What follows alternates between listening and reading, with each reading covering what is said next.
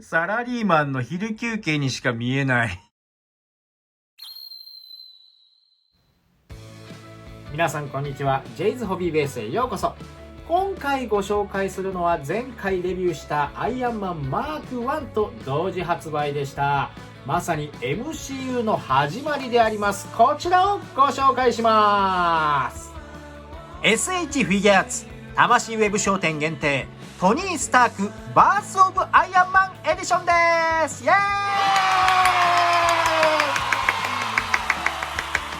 この商品は MCU 記念すべき最初の映画アイアンマンでのトニー・スタークの姿を立体化したフィギュアです。父ハワード・スタークから受け継いだ兵器製造会社スターク・インダストリーズの若き CEO であるトニー・スターク。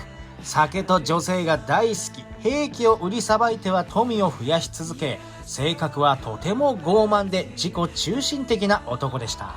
しかしある時、自分の開発した兵器で武装したテロリストに襲われ、そこで出会ったインセン博士の命がけの救助によって救われたことで、自分の本当にやるべきことに気づく。それが後のアイアンマンになるんですね。まさに MCU の始まりのシーンを立体化したのがこちらの商品。さあどんな出来になってるでしょうか。早速パッケージから見ていきましょう。箱は大きめ、メタリックブルーのかっこいい色合いになってますね。今回はスーツ姿のトニーと捕まってからのタンクトップのトニーが楽しめます。足元にはアイアンマントニー・スタークバース・オブ・アイアンマンエディション。名前の部分もキラキラしててかっこいいな。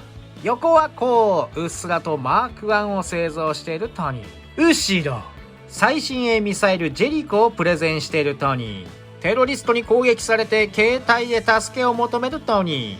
今回のヘッドはどうでしょうか。付属品によって洞窟でマーク1を製造するシーンが再現できます。反対はこう、下と上。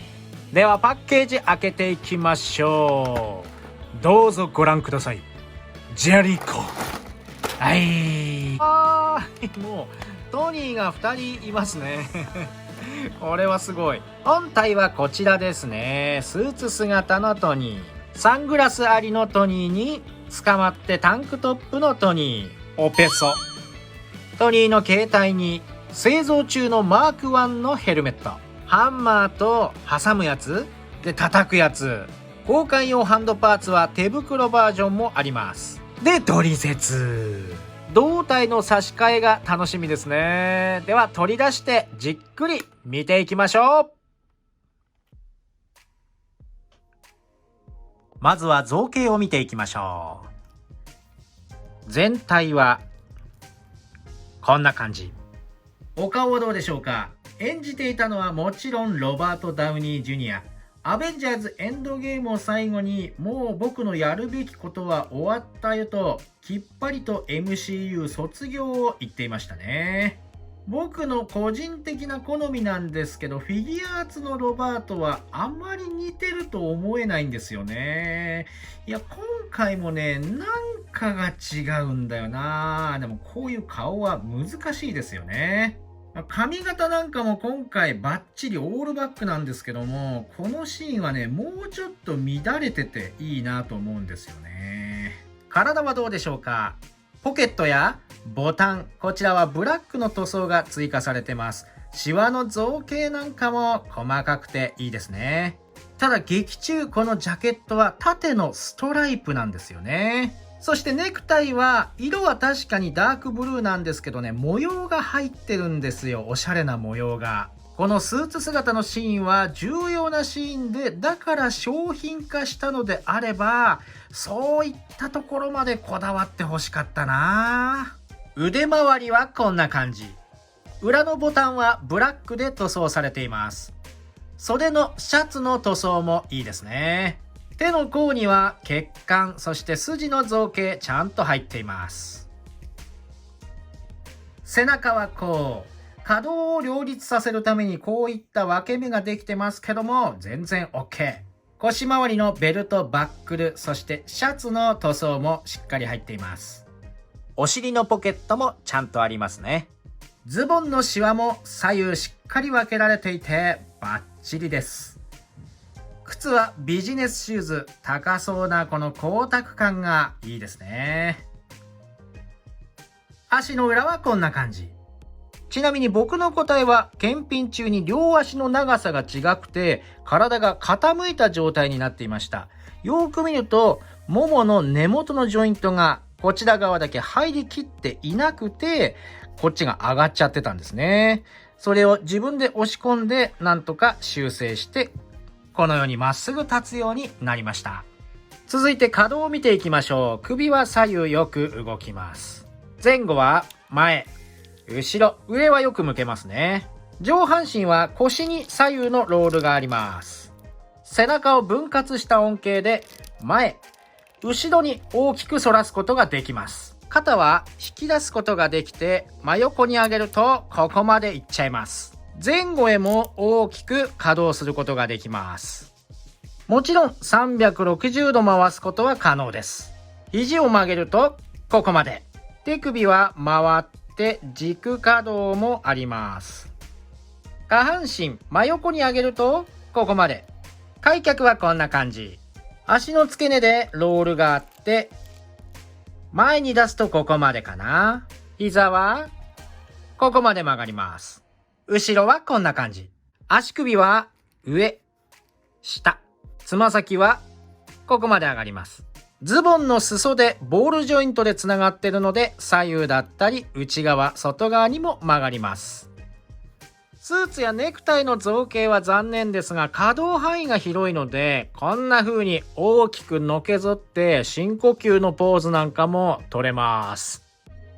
若干絵面が気色悪いですが付属品を見ていきましょう。まずは交換用のヘッドパーツ。ジェリコのプレゼンの際にしていたサングラス付きのヘッドですね。このサングラスは別パーツでこちらのヘッドにくっついているので取り外しなどはできません。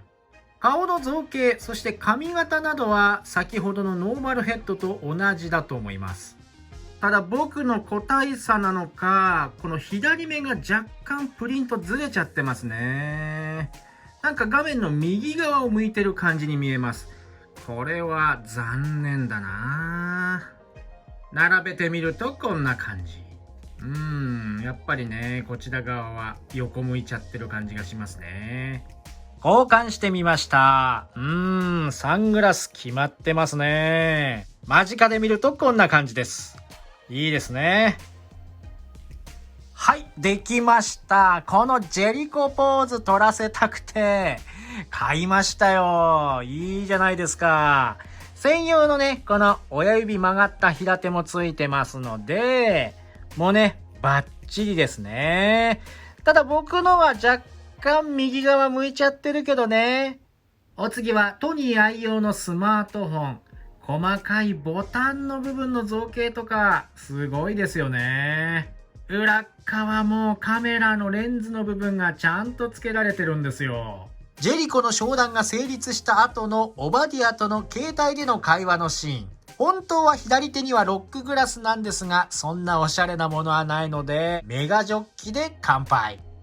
でも惜しいのはこのスマートフォン、劇中では画面が横にカシャッとスライドするタイプなんですよね。その形で再現してほしかったな。岩に寄りかかりながら必死にスマートフォンを操作するトニーのポーズをつけてみました。岩がなかったのでごめんなさいね。岩のエフェクト買っときゃよかった。どうですか？テロリストに襲われた時のトニー・スタークに見えますか？髪型も決まってて、スーツもネクタイも一切乱れてないから、サラリーマンの昼休憩にしか見えない。では、お待ちかねのアイアンマンマーク1制作シーンのボディと交換してみましょう。交換の仕方はもう下半身と上半身を分けちゃいます。こんな感じ。で、おへそ付きのお腹周りのパーツを間に入れて、このジョイントをくっつけるんですね。こんな感じでできました。全体はこうなります。このトニーの髪型は捕まった後の乱れた感じが出ていいですね。体は黒のタンクトップ、胸の中央部分には丸く造形があって、あとはこのアークリアクターのライトブルーは塗装ですね。この肩の僧帽筋のあたりだったり、腕のたくましいラインはいいですよ。手には作業用の手袋をしています。この使い古された感じがいいですね。背中はこんな感じ。先ほどつけたおへそパーツは反り返ればギリギリ見えるかな。でもね、ここが真っ暗になるより全然いいですよね。可動も見ていきましょう。遮るものが一切ないのでよく動きます。首の前後もいいですね。溝落ちのジョイントはボールジョイントなんで360度グリングリン動いてくれます。これは嬉しい。で、このボディいいのはね、このタンクトップの切れ目、ここで可動があるんですね。このように前後可動が不自然じゃない形でついてます。肩を真横に上げると、なんとここまで上がります。もちろん360度回って、上腕でロールがあって、肘はここまで曲がります。手首は回って軸可動もあります。以前に発売されていたトニーと比べるとこんな感じ。今回のトニーはだいぶたくましくなりました。肩の可動と造形が両立されてるのと、上腕の可動がついてるのが嬉しい限り。欲を言えば、これちょっと綺麗すぎるかな。作業中洞窟の中でもう土にまみれて汗だくで作業している体にしては綺麗だから汚し塗装とかつけて欲しかったかな。続いてマーク1製作用の道具をご紹介しましょう。まずはハンマーですね。木の塗装だったり、このハンマーの鉄の部分の造形塗装もしっかり作られています。お次はこちらの道具、火箸っていうらしいです。鉄の塗装がいいですね。可動がちゃんとついていて、このように開いたり閉じたりして挟み込むことができます。最後はこれ、アンビルっていうらしいです。この上に鉄のね、素材を置いて、叩いて作ると。アンビルっていうんだ。中は空洞になっています。こういった細かい不揃いな造形が全体に付けられていて、塗装も最高です。ハンドパーツを交換して持たせるとこんな感じ。さあ、これから DIY の開始だ。作るのはもちろんアイアンマンマーク1のマスク。後ろはこんな感じ。前回レビューしたマーク1のヘルメットと比べると造形は同じなんですが、汚し塗装などが今回の方が濃いですね。そして茶色がかってるのも今回の方。裏側はこう。今回のはピンがないので、マーク1につけることはできないですね。上から見ると造形が違いますね。左側が前回マーク1のマスク。右側が今回のマスクです。では遊んでみましょう。ヘルメットの穴に火箸を差し込んで、挟んで、持たせて、はい、できました。映画アイアンマンの名シーン、そして MCU のこの歴史を作った名シーンでもありますね。これは最高ですね。やっぱり岩のエフェクト欲しいな。交換用ハンドパーツには握り手とはまた別の開き手が付属されています。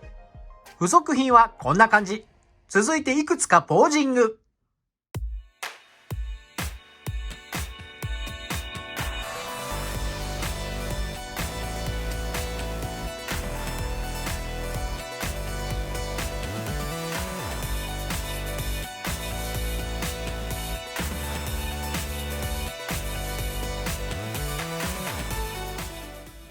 というわけでいかがでしたでしょうか。今回ご紹介しましたこちら SH フィギュアーツ魂ウェブ商店限定トニー・スタークバース・オブ・アイアンマンエディション。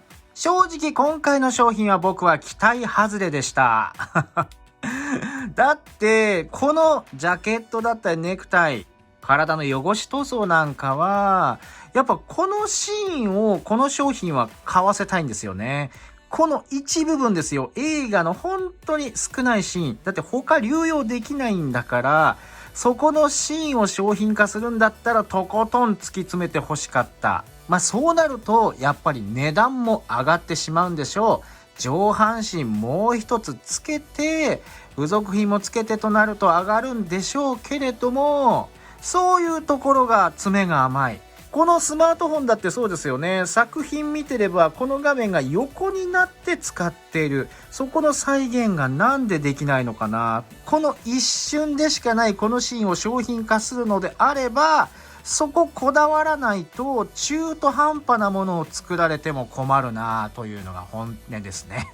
なんてネガティブなことばっかり言いましたけども、この企画、このね、大事な MCU のシーンを商品化しようとするこの企画は素晴らしいと思うし、細かいとこ気にならなければ、この商品、この新しい素体もとってもいいものだと思います。